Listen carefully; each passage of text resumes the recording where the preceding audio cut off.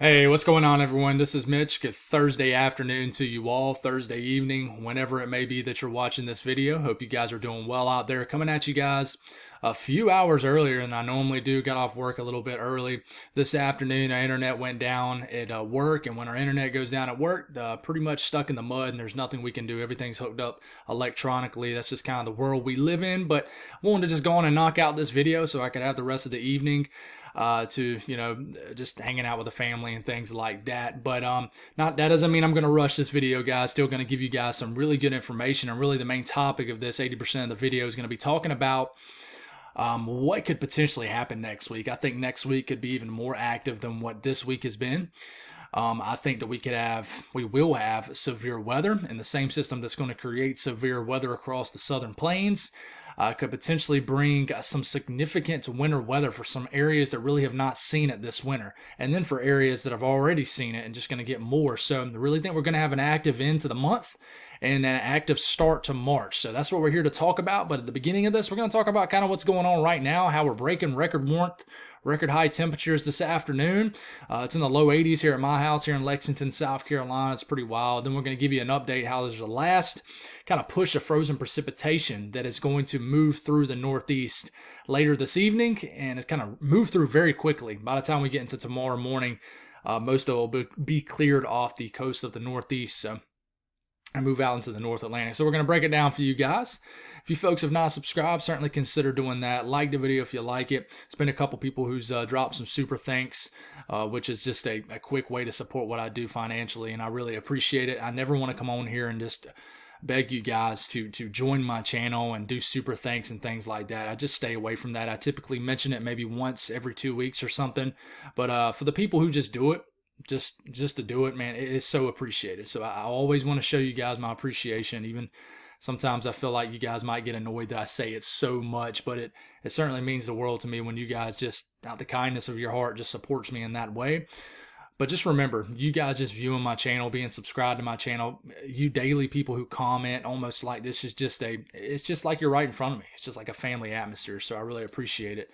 I really do. It means the world. But if you guys got anything that I can pray about, pray over as always. Put it in the comments below. It gives me an opportunity to pray over it, and it gives others an opportunity to do so too. Let's check out what's going on with temperatures. Let's update this really quick, see if it's changed, because it might has.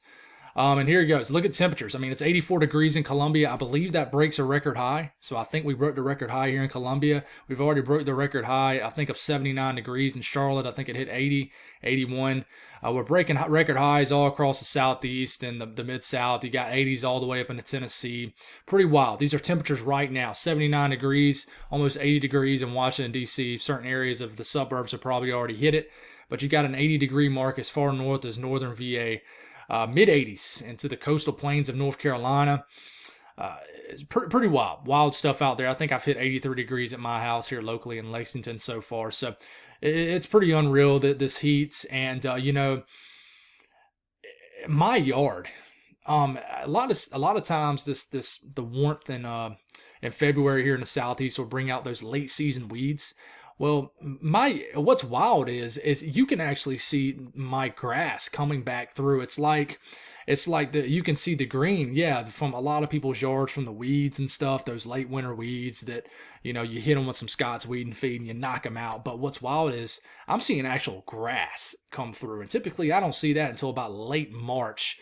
And here we are. So it's pretty wild. The trees are budding up. It's unreal out there. It really is. But you take a look at what's going on. You see this dip. I need to kind of upgrade my little clicker over here that I can draw on this, so it would not work on me. I actually got about 5 minutes into the video a couple minutes ago, and then I realized it wasn't working on me. I had to start over because I started talking to myself. But you see this upper trough, mid-level upper trough, digging down here, consistent troughing, cold front, well below average temperatures, storminess out here. And then you see how you have this southwest flow. Winds are coming out the southwest and moving across like that. That is because of this ridge. It has a clockwise flow over here. So that is our dominant weather pattern and our weather current right now. Everything's digging down here and then shooting across the middle of the country. And this will continue over the next 7 to 10 days. This will continue to be the dominant weather pattern. So that is what's going to be the feature going forward. Warmer than average temperatures in the southeast, storminess in the middle of the country, and things are going to tweak back and forth. So Power outages right now. Let's see if we can get an upgrade on this right here. Power outages right now, as of literally right now. Michigan is the hardest hit state, and if you actually click on Michigan here, it makes sense. All these southern counties that have been hit hardest by this ice storm.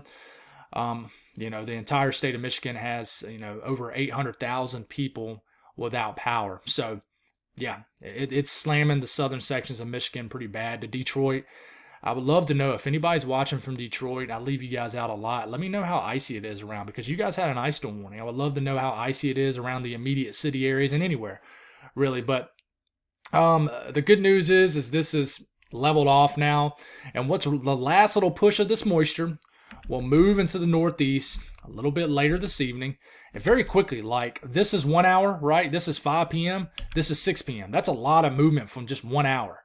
So this could bring another round of some freezing rain for a couple hours into Buffalo, Watertown, Rochester, Syracuse could experience a little bit of freezing rain, but there's a really warm air really close by. And in fact, freezing rain right here, and then you might have some storm activity near Binghamton around 6-7 p.m. Later tonight here in the next couple hours. But this delivers a quick hitting blast of moderate to heavy snow for the northern sections of Vermont, New Hampshire, New York. Seems like I've been mentioning that. It seems like I say that same phrase for the Northeast over and over again.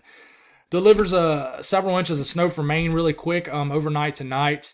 But as we're getting into probably late this evening, closer to midnight, some more cold air kind of entrenched into this area of southern New England, and this could put another glaze of ice on top of areas of Massachusetts, southern Vermont, and New Hampshire. A little bit of sleet might mix in, might put a glaze of ice, very small glaze of ice over Boston, and maybe into the northern sections of Rhode Island and Connecticut.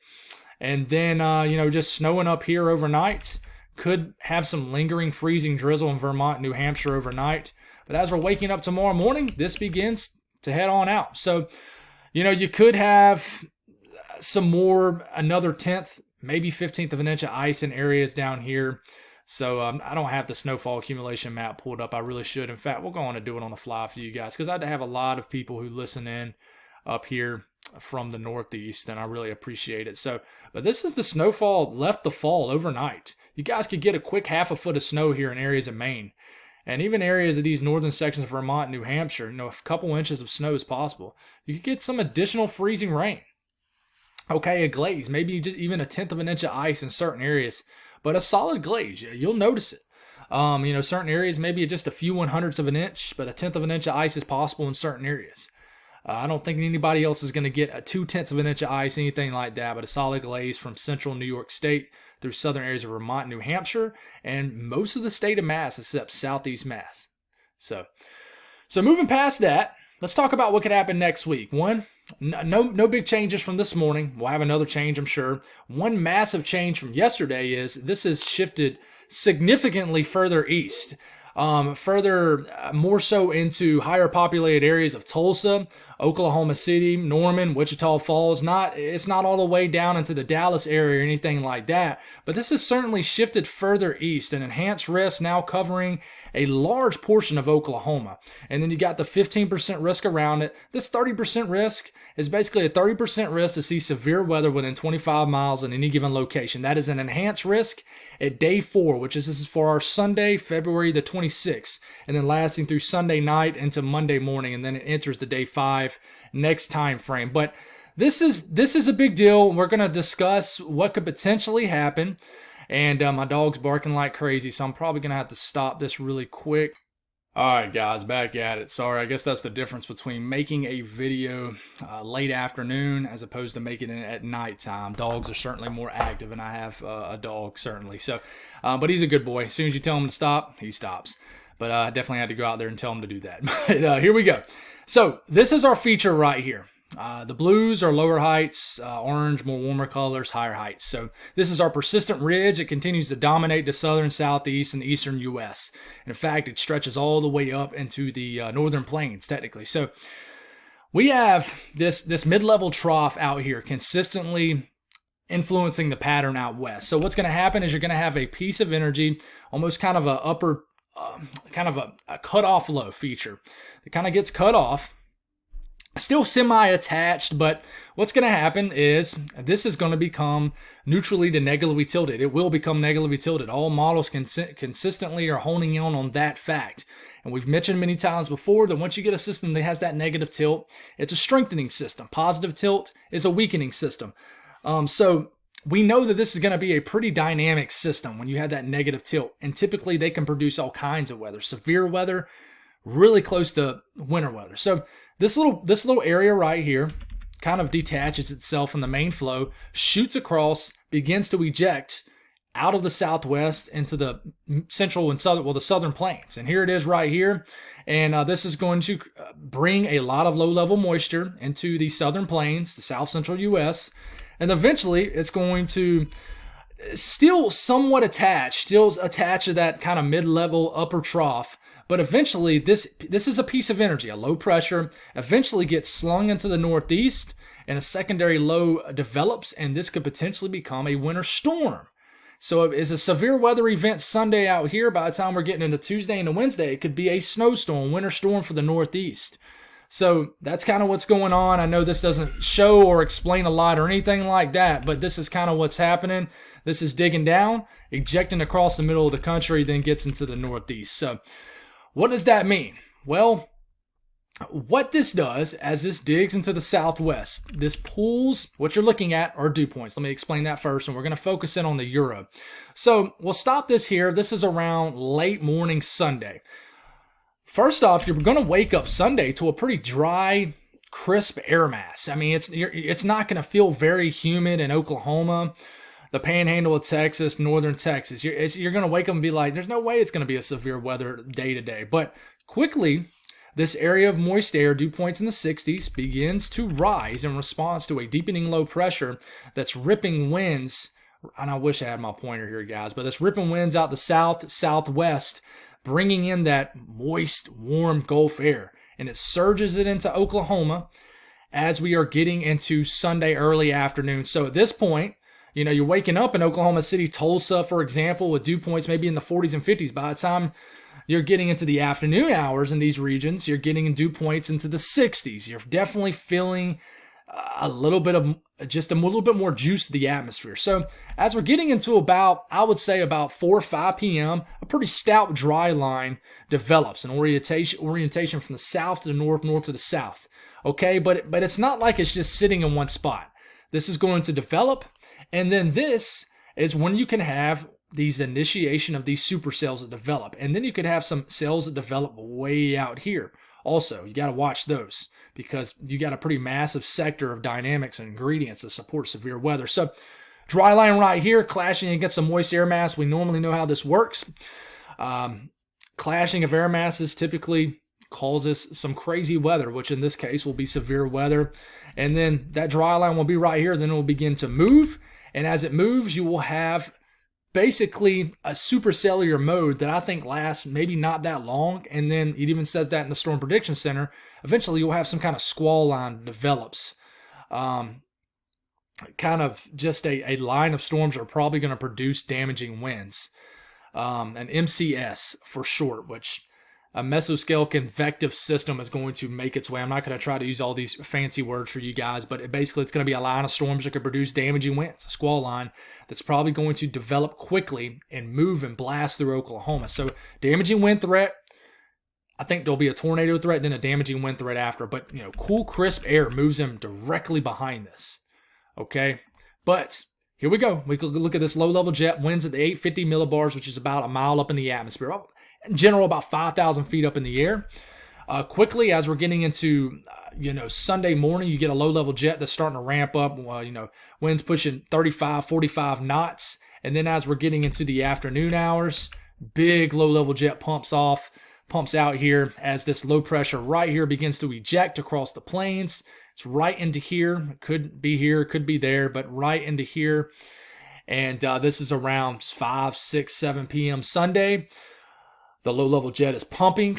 Winds are pumping out the south, southwest.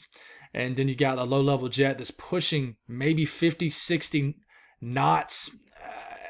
So there's going to be a lot of winds just above the surface really kicking. And then we're going to have what we call the mid-level jet. which is above the low-level jet further up above our heads, which is thousands of feet up in the air. And this will be pushing more out the southwest. So you'll have that moving that direction. And then you'll have a low-level jet pushing out the south out of this direction. This will cause a little bit of turning in the atmosphere, will rotate some of these updrafts, especially with these supercells to get going. But this is a pretty nasty wind profile that you see here. And then this low-level jet even gets stronger as you move overnight Sunday night into Monday morning. And this is going to create a big wind event basically across the entire eastern U.S. as it moves, as these winds that are screaming aloft will eventually mix down to the surface. What are we talking about, Cape? The storm fuel to these storms? Well, in response to these building moist sector, you're going to have some pretty worrisome Cape that's going to build into this area. Cape is basically the available potential in the atmosphere for these storms to fuel off of. And basically, you got Cape values pushing 1,200, 1,500 joules per kilogram along that dry line. So anything that develops in this area is going to pop off and have some fuel to really get going. So we really need to watch out. It really explodes for 6-12 hours and then it's on off. Okay, so if we look at the European, one thing I like about Pivotal Weather is it tries to tell us what the storm mode could look like. And if we're looking right here, we're getting into Sunday morning. It really gives us the idea of what could happen here. And we'll stop it right here. Look at these cells kind of going off. These are going to be supercells popping off in the panhandle of Oklahoma and Texas. And then quickly, more of a congealed look. And then quickly it turns into a bowing line of storms. I mean, stretching all the way down here. That's why you got the 15% risk pretty deep into Texas.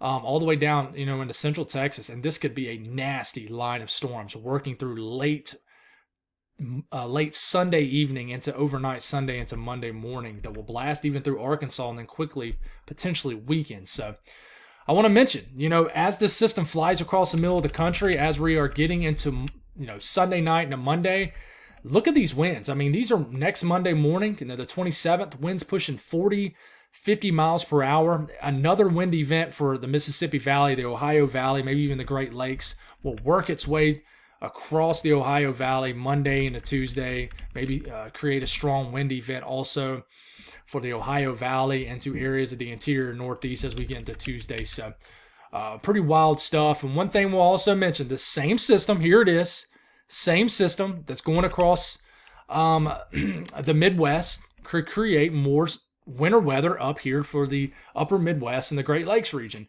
And then eventually what's going to happen is this low pressure will kind of get lost. The secondary low pressure will develop right here, really do kind of an energy transfer. And then check it out here. We have a winter storm moving into northeast areas of Pennsylvania, points northeast. And this would be a major winter storm for Boston. Southern New England, along the coastal regions right here that have struggled all winter long to just get a pure winter storm. As we're getting into late Monday night into Tuesday morning, an all-out winter storm breaks out. New York City, right on the borderline. You guys have not even seen an inch of snow in New York City this year. It is unreal to think about, but here we are. But when Tuesday morning, this winter storm is still cranking up. We're getting into Wednesday morning. It is still going. And then it finally subsides. And then another storm turns around and follows behind it. GFS wants to do something crazy with this one about 8 or 9 days out. But GFS on the same storm, guys. I mean, listen, it's a little bit closer. GFS is on board with this too. Timing is a little different, but in general has this moving in overnight Monday night into Tuesday morning. This looks like a sleet fest initially for New York City, but there's no point in getting super detailed. But we'll stop this. This is next Tuesday morning, the last day of February. Heavy snow over Boston. This would be a heavy snow event for a lot of people, and just maybe a mixed bag of precipitation somewhere. It's going to be hard to figure out who's going to get what, but this could be the big storm for Boston of the winter.